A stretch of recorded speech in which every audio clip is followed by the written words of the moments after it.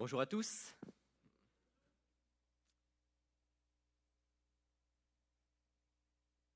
Aujourd'hui, je vais être plutôt bref parce que, comme vous l'entendez sûrement, ma voix n'est pas à son meilleur. En fait, ma voix n'a pas résisté à un voyage en France de 4 jours et demi, avec un décalage horaire dans un sens, puis ensuite un décalage horaire dans l'autre sens, avec une nuit sans sommeil dans l'avion et une autre très brève.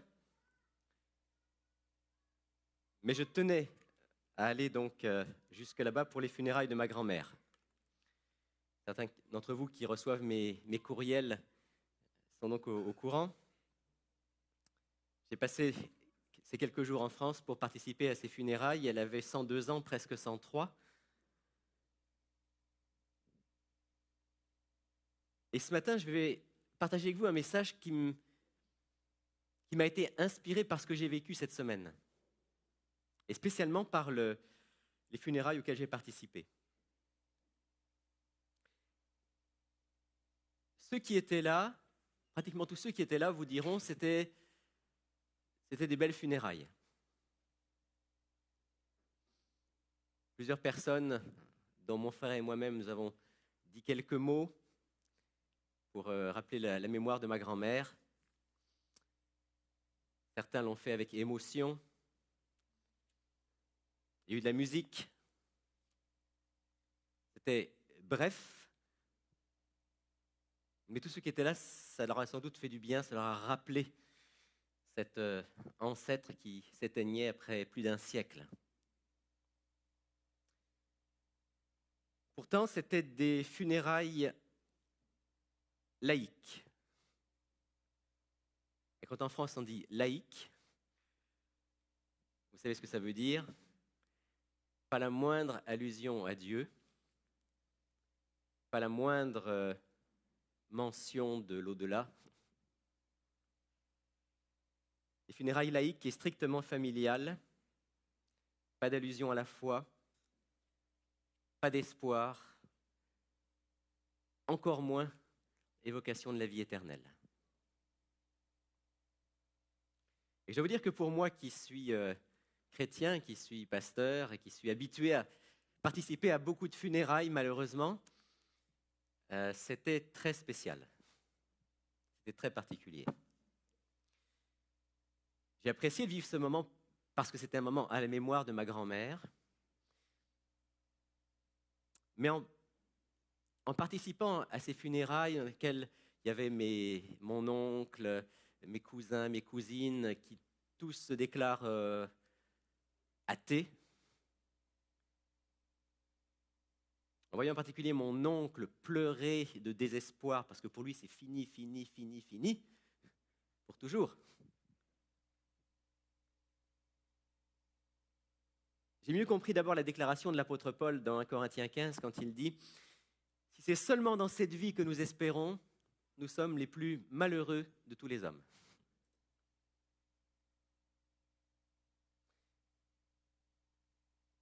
Et pour être honnête avec vous, je ne m'attends pas à revoir ma grand-mère.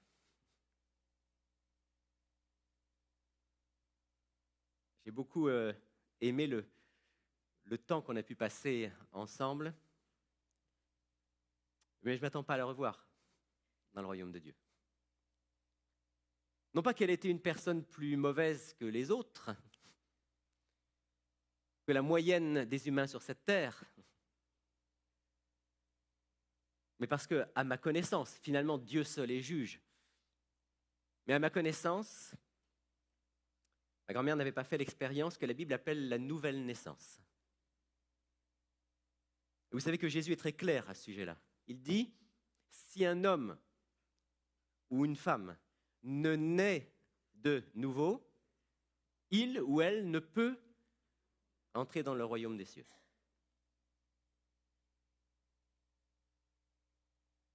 Ça veut dire que nous tous, ici présents, dont la vie a été tachée par le péché, l'orgueil, l'égoïsme, le mal, aucun d'entre nous ne peut rentrer dans le royaume de Dieu, sauf s'il passe par la nouvelle naissance.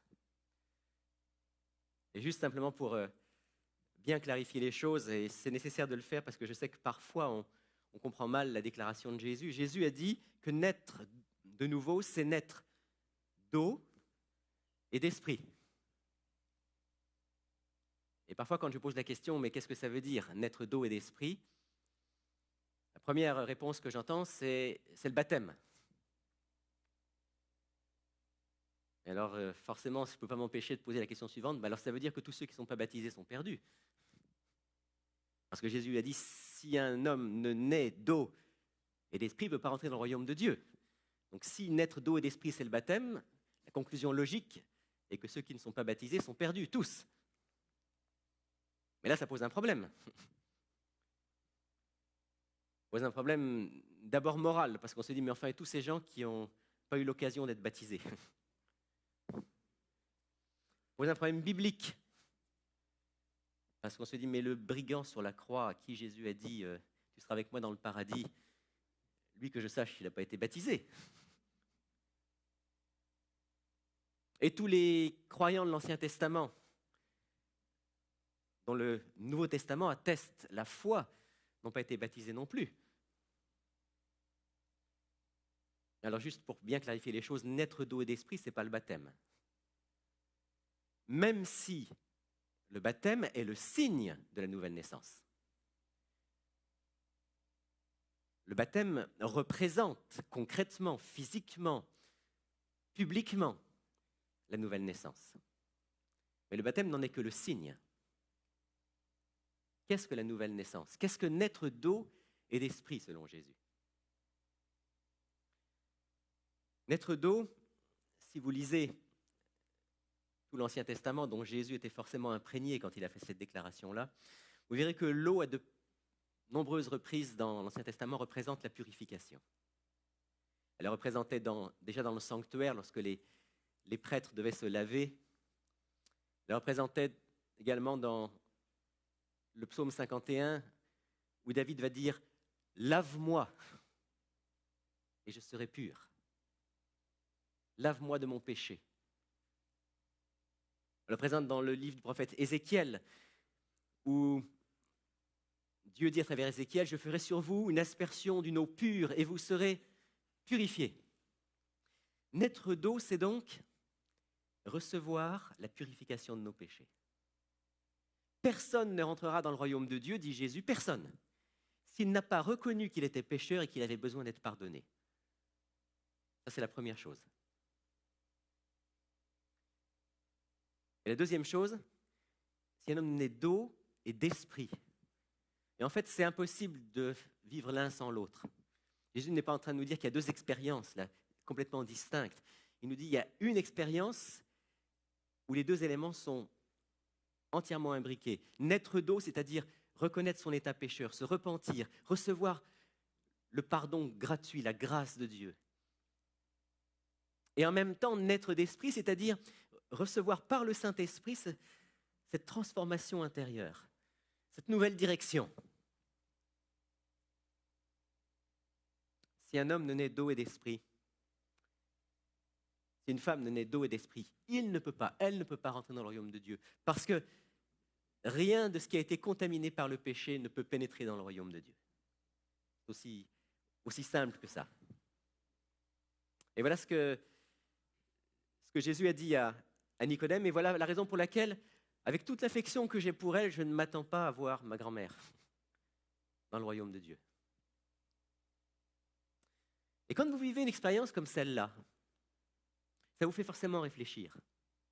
Parce que parfois, on va à des funérailles, et puis on en ressort, et puis on a parlé de la vie de la personne, on s'est réjoui de sa vie, puis ensuite on a parlé de l'espérance qu'avait la personne, et on a lu les textes bibliques, et on ressort de ces funérailles bien sûr touché, parfois un petit peu en pleurs à cause de la séparation, mais au fond de nous, il y a quelque chose de fort, il y a une espérance forte.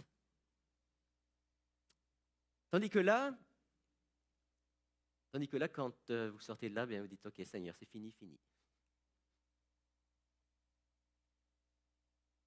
Et ça fait réfléchir. Ça fait réfléchir. Vous savez, quand vous lisez le livre de l'Ecclésiaste, qui est un très beau livre de la Bible, Vous vous rendez compte que toute la réflexion profonde de l'Ecclésiaste vient de la compréhension de la finitude de l'être humain. L'être humain, il vit, il meurt et vanité des vanités. Vous vous souvenez? Alors en réfléchissant, en priant, qu'est-ce que Dieu m'a dit? Qu'est-ce qu'il m'a rappelé? J'aimerais le partager avec vous ce matin. Pas pour vous décourager, pour nous encourager, mais pour nous encourager en voyant les vraies choses. Vous savez, aujourd'hui que vous allez à des funérailles, et la plupart du temps, si vous allez par exemple des funérailles de l'Église catholique ou qui sont les plus courantes ici, on envoie à peu près tout le monde au paradis. À peu près tout le monde. Il faut vraiment avoir été extrêmement méchant, mauvais, vicieux, et encore, pour ne pas aller au paradis. Mais ce n'est pas le message de la Bible. Ce n'est pas le message de la Bible. La première chose que j'ai mieux compris, il y a deux choses qui concernent le caractère de Dieu que j'ai mieux compris cette semaine, puis il y a deux choses qui me concernent moi et qui nous concernent nous. Première chose que j'ai mieux comprise concernant le caractère de Dieu, c'est que Dieu est vraiment un Dieu d'amour. Parce que ce Dieu-là respecte le choix de ses créatures jusqu'au bout. Même si le choix de sa créature est de dire non, Dieu va respecter cela. Bien sûr, il va prévenir, il va dire voilà toutes les conséquences de ton non. Il va même nous inviter à changer. Notre non en un oui. Mais Dieu va respecter cela. J'aimerais lire avec vous dans le livre de Deutéronome au chapitre 30, un passage que plusieurs d'entre vous connaissent certainement très bien. Deutéronome chapitre 30, versets 19 et verset 20.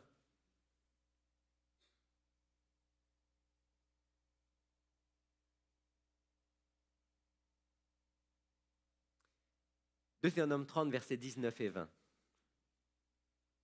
Vous n'aurez pas les textes ici ce matin. Ah, je ne voudrais pas que tu les mettes.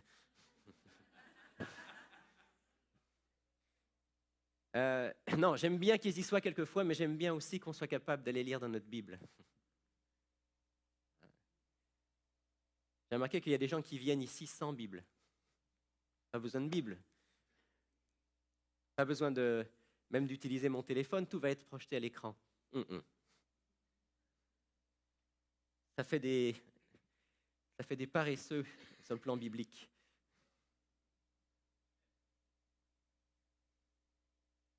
Alors de temps en temps, oui, qu'il soit à l'écran, c'est correct. Mais aujourd'hui, je n'ai pas de PowerPoint, volontairement. Et j'aime mieux qu'on n'ait pas les textes à l'écran pour que vous alliez les chercher. Vous alliez les lire avec moi. Deutéronome 30, versets 19 et 20. J'en prends aujourd'hui à témoin contre vous le ciel et la terre. J'ai mis devant toi la vie et la mort, la bénédiction et la malédiction. Choisis la vie afin que tu vives et que toi et ta descendance pour aimer l'Éternel ton Dieu, pour obéir à sa voix et pour t'attacher à lui. C'est lui qui est ta vie. Vous avez remarqué comment Dieu parle ici au peuple d'Israël, comment il parle à ses enfants, comment il nous parle. Il dit, j'ai mis devant toi la vie et la mort, le bien et le mal, le bonheur et le malheur, la bénédiction et la malédiction. Choisis. Ça me... Même si c'est très dur, parce que ça veut dire qu'il y a beaucoup de gens qui vont choisir la mort, qui vont choisir la malédiction. Ça me rappelle que Dieu est vraiment un Dieu qui nous a créés à son image, c'est-à-dire capable d'aimer. Et vous savez quoi? Pour aimer, il faut être libre. Vous ne pouvez pas aimer si vous n'êtes pas libre. Vous ne pouvez pas être forcé à aimer. Vous pouvez essayer, ça ne marche pas.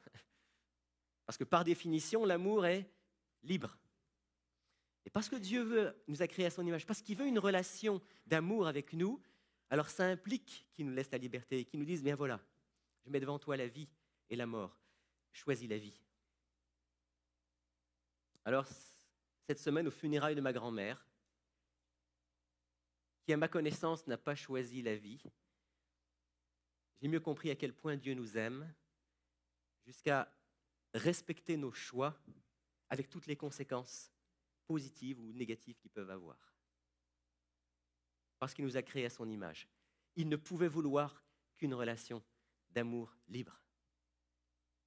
Et j'ai dit au Seigneur, eh bien, même si c'est dur, merci. Merci de ne pas avoir fait de ma grand-mère une automate, une marionnette, qui aurait été simplement prédisposée à te dire oui. Merci de lui avoir donné la liberté, quoi qu'elle en ait fait. La deuxième chose que j'ai mieux réalisée par rapport au caractère de Dieu cette semaine, c'est ce que Dieu peut ressentir quand on lui dit non. C'est ce que Dieu peut ressentir lorsqu'il sait que quelqu'un, par le choix de sa vie, a choisi qu'il vit pour cette terre, point final. Il y en a beaucoup qui ont fait ce choix-là. Même des gens qui vous le disent. Ils disent, moi, oui, il y a peut-être un Dieu, c'est possible, mais ça ne m'intéresse pas. Moi, je vis pour aujourd'hui, puis quand on est mort, puis c'est fini.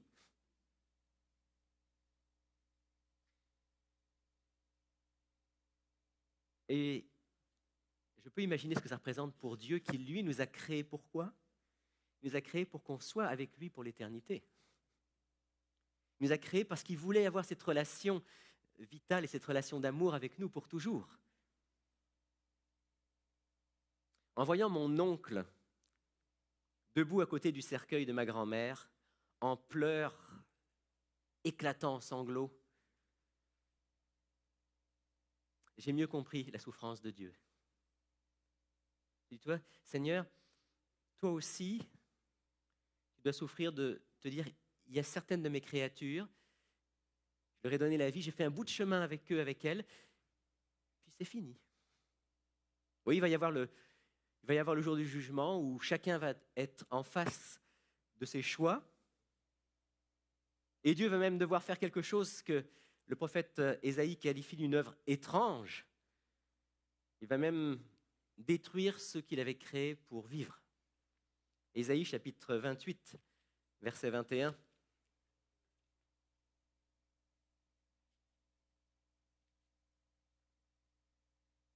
Ésaïe 28, verset 21. Car l'Éternel se lèvera. Et là, il est question d'une intervention de Dieu qui nous fait penser fortement à son intervention finale. Car l'Éternel se lèvera comme à la montagne de Pératsim. Il se mettra à frémir comme dans la vallée de Gabaon pour faire son œuvre étrange, pour exécuter son travail extraordinaire. Et si vous lisez la suite, le verset 22, il est dit « Car la destruction de tout le pays est résolue ». Pour Dieu, c'est une œuvre étrange que de devoir détruire des créatures qu'il a créées pour la vie. Il devra le faire. Il devra le faire à la fin des temps parce que le mal ne peut pas être éternel. Parce qu'il faut que ceux qui ont choisi de vivre simplement pour eux-mêmes, pour le moi, dans l'égoïsme et dans l'indifférence, ces personnes qui de toute façon ne pourraient pas être dans le royaume de Dieu heureuses, parce que dans le royaume de Dieu, on vit pour les autres, on vit pour le Créateur. Il faut finalement que ces personnes-là soient en face des conséquences de leur choix et qu'elles soient détruites pour toujours. Et ce sera la dernière souffrance de Dieu, de ses anges, et même des élus. Avant que Dieu ne crée de nouveaux cieux et une nouvelle terre. Et vous connaissez la promesse. Nous attendons de nouveaux cieux et une nouvelle terre où la justice habitera. Et alors seulement Dieu pourra établir cette condition nouvelle dont il nous parle dans Apocalypse 21, verset 4.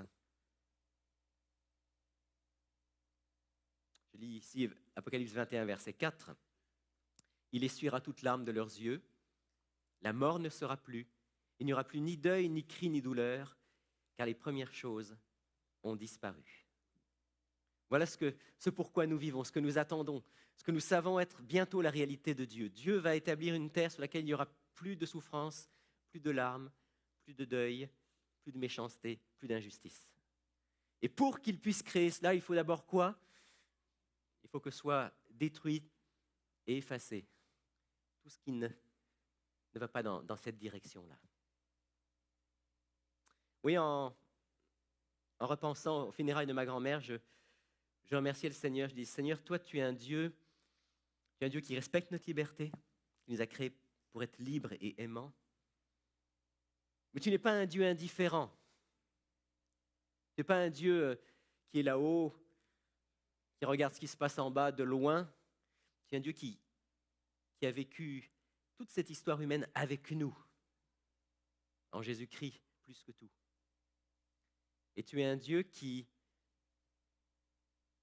va devoir finalement détruire le mal et ceux qui font le mal. Et ce ne sera pas sans souffrance. Pour toi qui es notre Créateur et notre Père. En même temps, quand je pense à cela, je me dis que Dieu a un équilibre extraordinaire.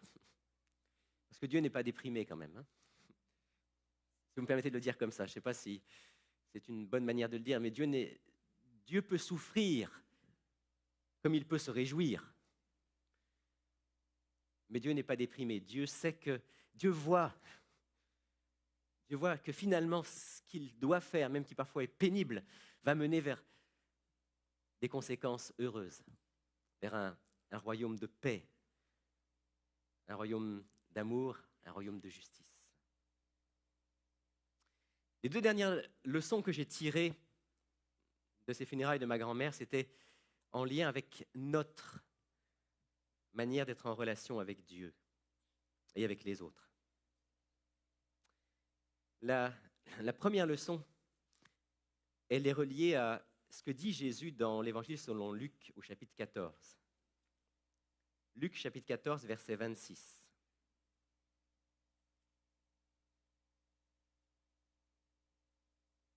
C'est partie de ces phrases. Vous savez, Jésus a dit beaucoup de choses qui étaient de très belles phrases. À peu près tout le monde serait d'accord pour dire « aimez-vous les uns les autres ». Tu aimeras ton prochain comme toi-même, qui est une reprise de l'Ancien Testament. Tout ça, on est d'accord avec ces phrases-là. Et même quelqu'un qui n'est pas forcément un croyant ou un chrétien va être d'accord. Il y a aussi des phrases qui sont beaucoup plus difficiles, comme celle-là. Luc 14, verset 26. « Si quelqu'un vient à moi, et s'il ne hait pas son père, sa mère, sa femme, ses enfants, ses frères, ses sœurs et même sa propre vie, il ne peut être mon disciple. » Alors, on va expliquer quand même. Quand Jésus dit si quelqu'un vient à moi, s'il ne hait pas, est-ce que Jésus serait de ceux qui poussent à la haine, incitation à la haine? Ça peut nous mener loin, ça. Jésus ici utilise ce qu'on appelle un sémitisme. Qu'est-ce que c'est un sémitisme? C'est une manière de parler qui est propre aux langues sémites, comme l'hébreu, comme l'araméen, et dans lequel, pour dire quelque chose, on pousse les mots à l'extrême. Par exemple, quand Jésus dit « il est plus difficile à un riche d'entrer dans le royaume de Dieu qu'un chameau de passer par le trou d'une aiguille ». Ça, c'est un bel exemple de sémitisme. Parce que si vous dites, c'est impossible. C'est impossible. Un chameau ne peut pas rentrer par le trou d'une aiguille. Je sais qu'il y a eu toutes sortes d'explications sur le trou de l'aiguille, mais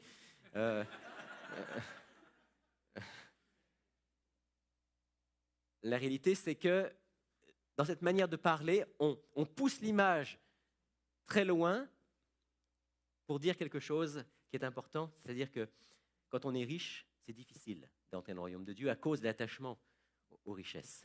C'est la même chose ici. En fait, bien sûr que Jésus ne veut pas nous pousser à haïr nos parents ou nos enfants ou nos frères et sœurs, bien sûr que non. Mais qu'est-ce qu'il veut dire? Il veut dire, si quelqu'un veut venir à moi, Et s'il n'a pas un attachement plus grand envers moi qu'envers son père, sa mère, sa femme, ses enfants, ses frères, ses sœurs, et même envers lui-même, il ne peut pas être mon disciple. Autrement dit, le premier commandement, c'est « Tu aimeras ton Dieu de tout ton cœur ». Et le premier des 10 commandements, c'est « Je suis l'Éternel ton Dieu, tu n'auras pas d'autre Dieu devant ma face ».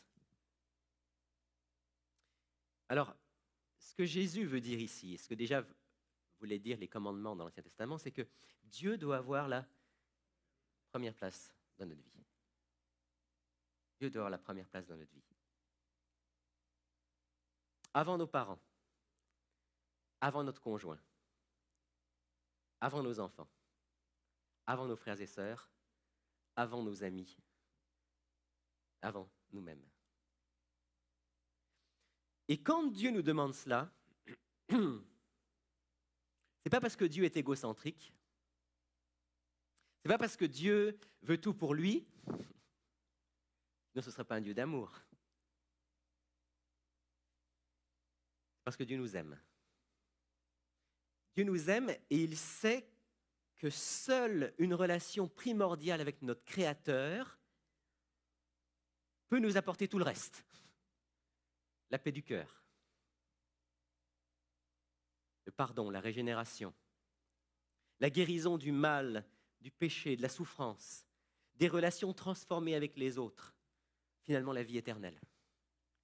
Tout ça, tout ce que Dieu veut qu'on vive et qu'on vive pleinement, il sait qu'on ne pourra pas le vivre vraiment si on n'a pas mis en tout premier dans notre relation notre Créateur. Et alors, parce qu'il nous aime, parce qu'il veut qu'on soit heureux, parce qu'il veut qu'on ait des relations épanouies, parce qu'il veut qu'on ait des familles fortes, parce qu'il veut qu'on ait des églises solides et des liens fraternels solides, parce qu'il veut qu'on soit des gens pleinement épanouis à son service et au service des autres, parce qu'il veut qu'on ait la vie éternelle, parce qu'il veut tout ça pour nous, alors il dit, il faut que tu me mettes à la première place. Si tu mets la première place, à cause de cette relation vitale avec moi et de ce que je vais pouvoir faire en toi, tu vas pouvoir vivre tout le reste. Pourquoi j'ai pensé à ça cette semaine? Parce que j'étais dans une situation où je me disais, voilà, quelqu'un que j'ai aimé, quelqu'un avec qui j'avais une relation malgré tout assez forte, même si on était à des milliers de kilomètres, quelqu'un avec qui on se parlait au téléphone très souvent. Ça se terminait toujours par bisous, mamie. Quelqu'un qui a compté beaucoup dans ma vie. Est-ce que ce quelqu'un-là n'est pas dans, si ce quelqu'un-là n'est pas dans le royaume de Dieu, est-ce que ça change pour moi? Est-ce que je vais vivre dans le royaume de Dieu? Est-ce que, comme je l'ai entendu une fois, ou plus d'une fois, ah ben, si mon mari n'est pas sauvé, alors ça ne m'intéresse pas, le royaume de Dieu. Si mon enfant n'est pas dans le royaume de Dieu, ça ne m'intéresse pas. Et je peux comprendre qu'à certains points, cette relation très émotionnelle d'un parent ou d'un conjoint. Mais en même temps, Dieu dit attention, attention. Tu ne peux pas faire de ton mari ton Dieu. Tu ne peux pas faire de ton enfant ton Dieu. Ce que je veux, c'est que tu vives et que tu vives pleinement pour l'éternité. Alors, oui, j'ai pensé, je dis Seigneur, seul Jésus est celui qui peut nous mener sur le chemin de la vie et de la vie éternelle. Et j'ai renouvelé au Seigneur mon engagement cette semaine en disant, Seigneur, je désire te mettre vraiment à la première place, quoi qu'il arrive, parce que ça en vaut la peine. Et j'aimerais vous dire, les amis, quand vous serez dans le royaume de Dieu, j'espère que vous y serez tous et que nous y serons tous. Oui, bien sûr, il y aura eu juste avant le moment difficile de voir des gens, peut-être certains qu'on a aimés, disparaître pour toujours. Mais quand vous serez dans le royaume de Dieu, quand nous serons dans le royaume de Dieu, Dieu va guérir notre mémoire. Dieu va guérir notre cœur et on va vivre des choses tellement extraordinaires que tout le reste va pâlir en comparaison. Et nous serons dans la joie de la communion avec l'être le plus aimant de l'univers. Dans la joie de la communion, dans l'amour avec des gens qui partageront la même vision, la même droiture, la même justice. Ce sera quelque chose d'extraordinaire. Pour vivre ça, aujourd'hui, je dois entendre l'appel de Jésus qui me dit « Si quelqu'un vient à moi et s'il ne hait pas son père, sa mère, son frère, sa sœur, autrement dit, est-ce que tu me mets vraiment à la première place ?» Et je nous pose la question ce matin. Est-ce que Dieu a vraiment la première place dans ma vie? Puis je souligne vraiment. Je souligne pour que moi-même, je me pose la question, que tous, on se la pose cette question. Parce que si Dieu a vraiment la première place, si Jésus a vraiment la première place, alors ça veut dire quoi? Ça veut dire par exemple que je vais vouloir chaque jour prendre du temps avec lui. Vous me suivez? Si c'est vraiment le premier dans ma vie, je vais prendre du temps avec lui chaque jour.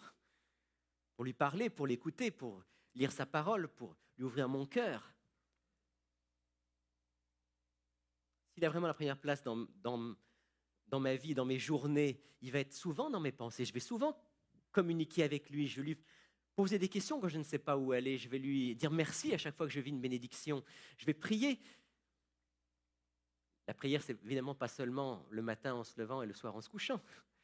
La prière, c'est un état d'esprit, c'est une communion, une relation avec Dieu à chaque instant. S'il a vraiment la première place dans ma vie, je vais lui demander de me conduire dans toutes les décisions que j'ai à prendre. Pas juste lui demander après que j'ai pris les décisions de bénir ma décision. Ce que l'on fait trop souvent.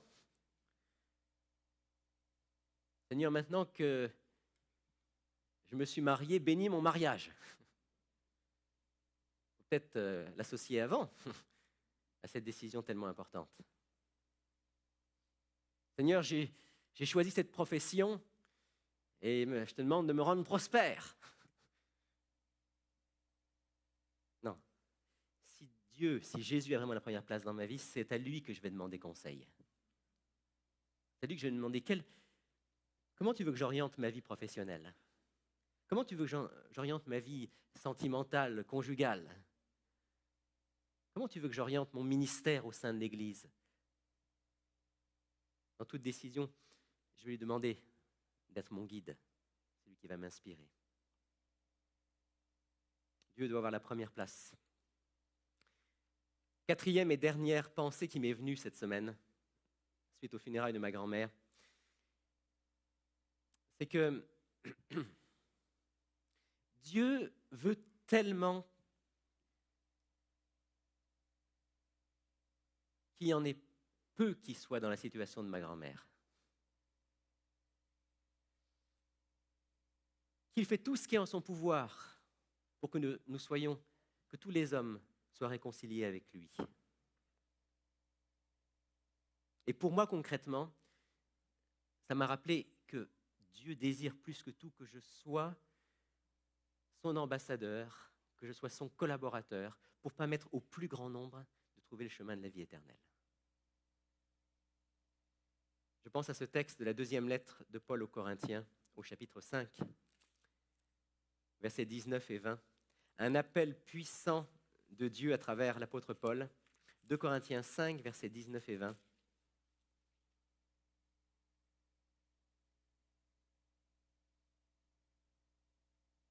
Et voici ce que dit ici l'apôtre Paul. Oh, il faudrait lire ce qui est avant. Avant, il est question de l'amour du Christ qui est mort pour nous, qui a donné sa vie pour nous. Je lis à partir du verset 18, 2 Corinthiens 5 à partir du verset 18. Et tout cela vient de Dieu qui nous a donné le service, qui nous a réconciliés avec lui par le Christ et qui nous a donné le service de la réconciliation.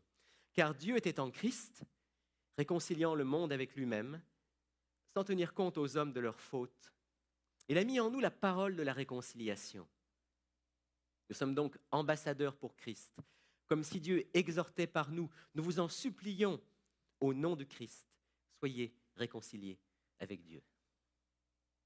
Est-ce que vous entendez dans cette phrase l'appel de Dieu? Nous vous en supplions au nom du Christ, soyez réconciliés avec Dieu.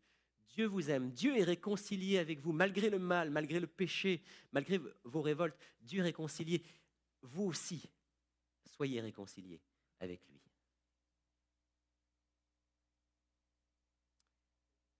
Et en réfléchissant à ça, je disais, Seigneur, mets en moi cette même flamme de ton amour pour désirer le bien et surtout le salut, la vie éternelle de ceux qui m'entourent.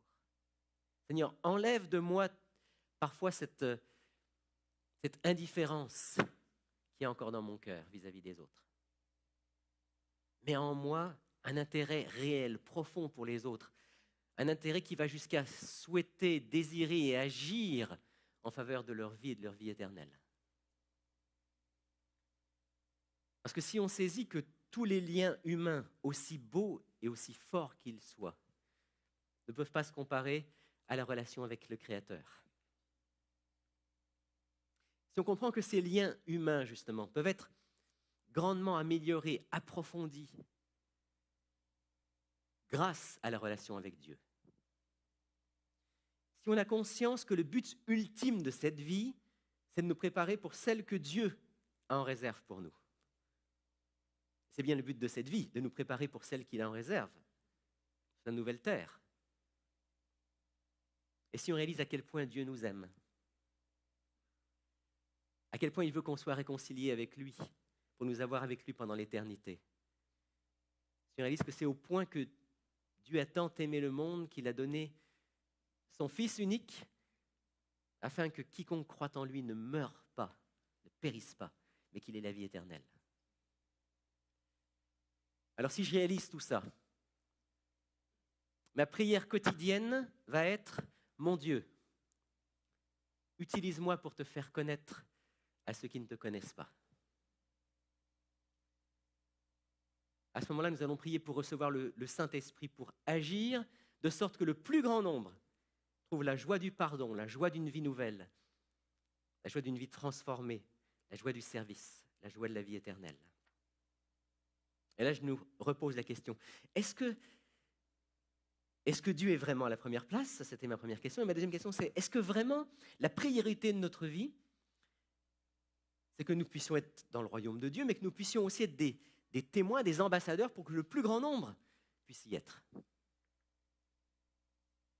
Prions-nous chaque jour pour que Dieu place sur notre route des personnes avec qui on pourra partager cette bonne nouvelle de l'amour de Dieu. Saisissons-nous toutes les occasions de pouvoir partager.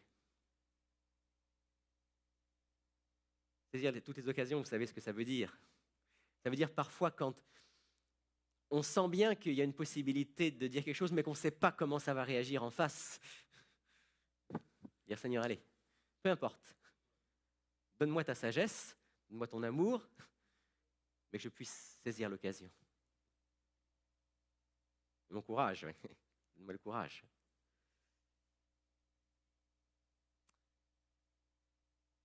Si on avait toujours cette vision que finalement, ce qui est en jeu, c'est la vie éternelle. Ma vie éternelle et la vie éternelle de l'autre. Je pense qu'on saisirait davantage les occasions.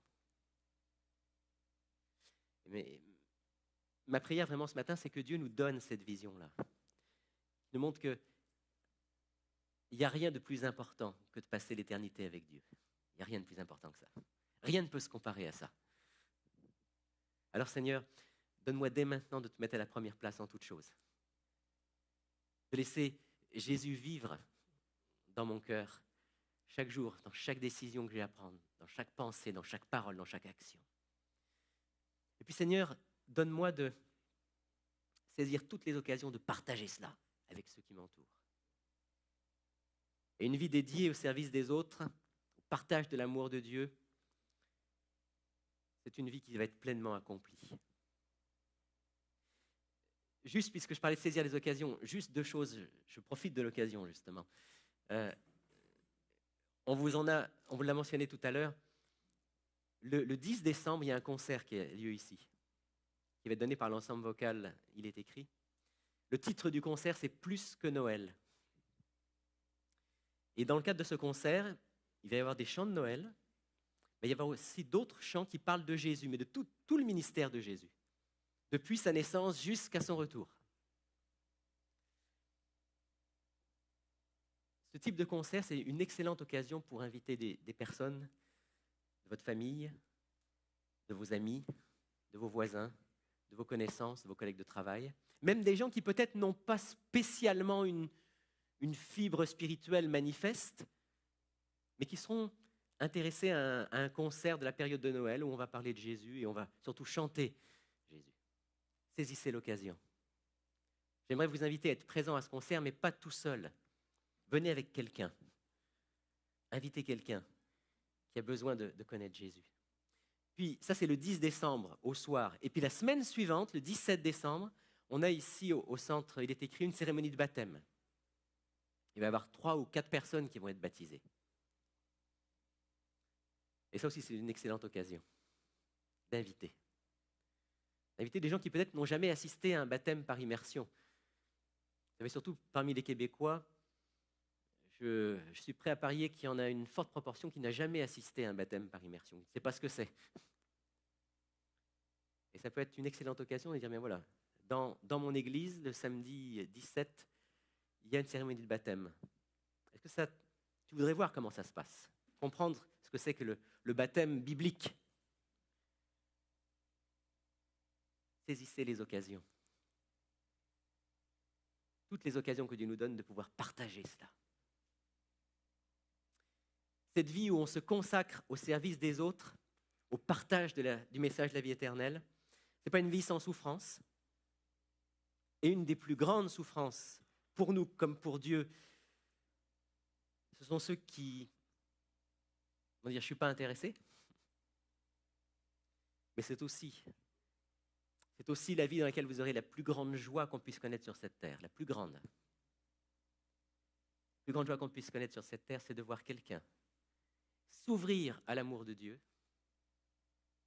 vivre la nouvelle naissance, donner sa vie au Christ et être vivant pour l'éternité. Dieu nous donne de vivre cette joie-là souvent. Amen.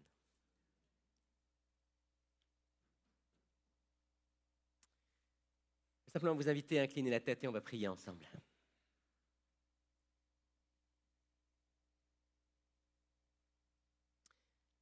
Père Céleste, je vais simplement terminer ce moment de partage avec tous mes amis qui sont ici ce matin et tous ceux qui nous écoutent via Internet, en te remerciant pour la grandeur de ton amour. J'en ai parlé ce matin, mais j'en ai parlé imparfaitement, j'en ai parlé de manière très partielle. Je sais que plus on va se rapprocher de toi, plus on va comprendre ton amour. Merci pour cet amour tel que tu t'es donné entièrement pour nous, pour que nous ayons la vie et qu'un jour nous soyons avec toi dans ton royaume. Notre prière ce matin, c'est que chacun d'entre nous soit attaché à toi, fortement attaché à toi, Seigneur. Que tu nous permettes, dans toutes nos journées, de te mettre à la première place de nos pensées, à la première place de notre temps, à la première place de nos relations. Et que tu puisses diriger tout ce que nous vivons, Seigneur, l'imprégner de ta présence. De sorte que ceux qui vont être autour de nous vont voir et vont ressentir qu'il y a quelque chose de différent en nous. Et tous ceux qui cherchent le sens de la vie, tous ceux qui cherchent la vie abondante et éternelle, tous ceux-là, Seigneur, vont être attirés à toi.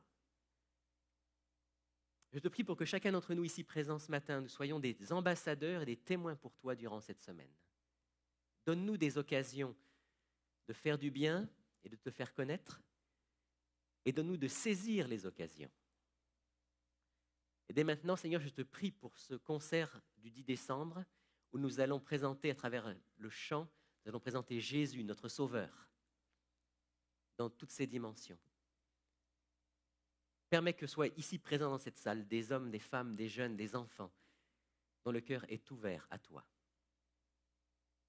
Je te prie dès maintenant pour cette matinée du 17 décembre où nous aurons des baptêmes, je te prie pour les personnes qui vont être baptisées ce jour-là pour que tu les bénisses abondamment dans leurs décisions, que tu les remplisses de ton Saint-Esprit. Et que là aussi, Seigneur, ce soit l'occasion pour nous d'inviter des personnes qui pourront entendre le message de ton amour et du salut en Jésus-Christ. Conduis tout cela, Seigneur, dirige nos vies. Et pour toute chose, nous te rendons gloire. Nous te remercions au nom de Jésus. Amen. Bonne journée de sabbat à tous, bonne semaine, à très bientôt.